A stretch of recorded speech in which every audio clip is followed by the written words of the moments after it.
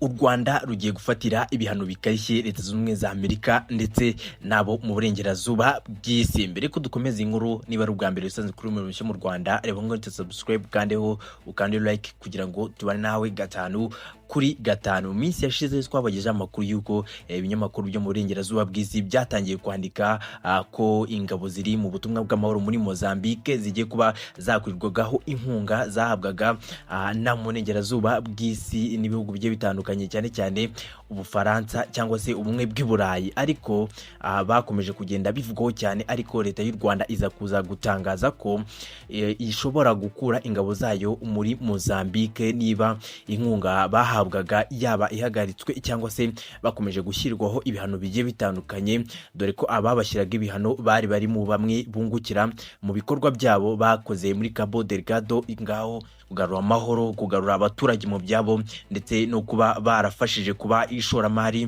ry'Abanyamerika rihagaze arenga miliyari 57 z'amadolari y'Amerika kuba zabona umutekano zikagaruka gusubukura imirimo.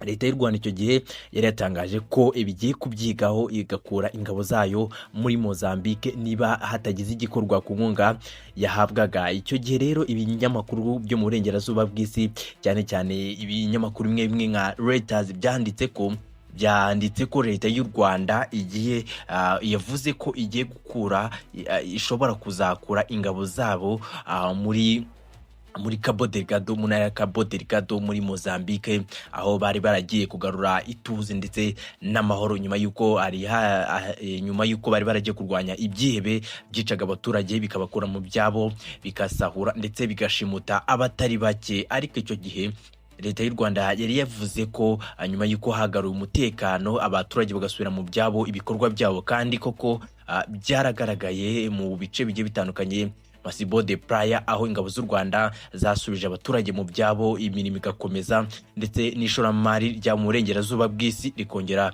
gusubukura imirimo yaryo. Ibitangazamakuru byari byongeye kwandika bivuga ko u Rwanda rwatangaje ko rushobora gukura ingabo zarwo mu ntara ya Cabo Delgado muri Mozambique, aho ziri gufasha kurwanya ibyihebe ndetse n'imitwe y'inyeshyamba yica abaturage benshi.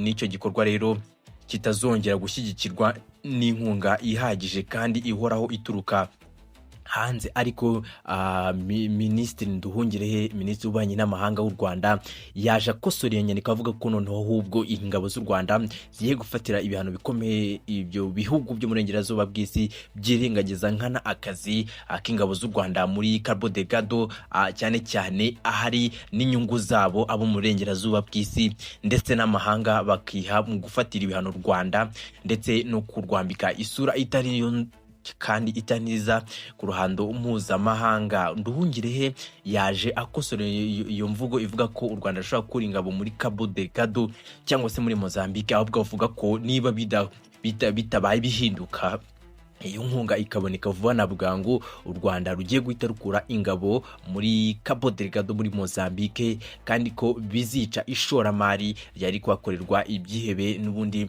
bishobora kuzahita bigaruka nyuma yuko amahoro yari yararambye kuva mu mwaka wa 2021, ubwo ingabo za RDF z'igisirikare cy'u Rwanda zajyaga kugarura amahoro muri biriya bice bya Mozambique. Muri biriya bice bya Mozambique, Minisitiri w'Ububanyi n'Amahanga Nduhungirehe yaje akosora iyi mvugo y'ikinyamakuru Reuters cyavuga ko u Rwanda rwatangaje ko rushobora gukura ingabo zarwo mu ntara ya Cabo Delgado.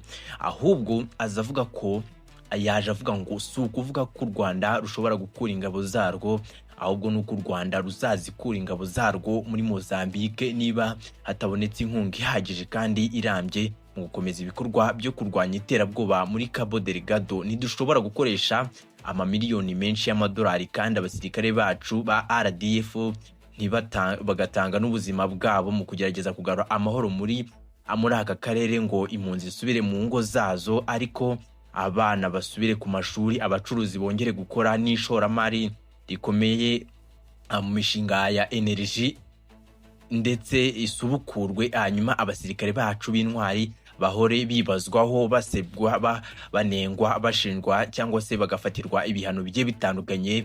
Ubwo yakomozaga ku bihano biregwa gufatirwa ingabo z'u Rwanda RDF, ariko abo babifata birengagije ko zihora zibaha umutekano ku ishoramari ryabo muri Mozambique.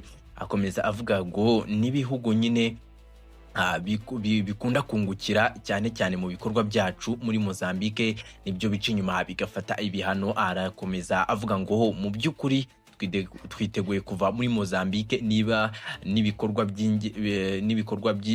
n'ibikorwa byagezweho ingabo zacu bidahabwa agaciro. Avuga muri aya magambo asana ko u Rwanda rugiye gufatira ibihano bikarishye ibihugu byo mu burengerazuba bw'isi byirengagiza imvune z'igisirikare cy'u Rwanda mu kugarura amahoro muri Mozambique, bagaca inyuma bagafatira ibihano u Rwanda. Mbibutse ko ishoramari ry'izi kampani zo mu burengerazuba bw'isi zikura gaze iri naturelle energy nibura rihagaze agaciro k'amamiliyari arenga miliyoni 57 z'amadolari y'Amerika.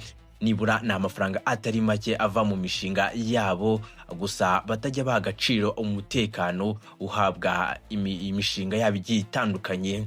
Ariryo rero tangazo Nduhungirehe Minisitiri w'Ububanyi n'Amahanga w'u Rwanda yaje asohora, avuga ko nihatagira igikorwa ibintu biri buze guhinduka, u Rwanda rugakura ingabo zarwo muri Mozambique aho zagiye kugarura amahoro. Nyemerera amakuru yanjye mbinyasoreje ahangaha, n'ubundi intero ni yayindi nyagorana amata ku munwa, nyakugira imana n'amafaranga. Ndakwinginze ntusimbuke udakanze subscribe, kuko byaba ari byiza cyane ukanze subscribe, niyo mpano waba udusigiye aka kanya. Reka nkubwire ngo ciao ciao.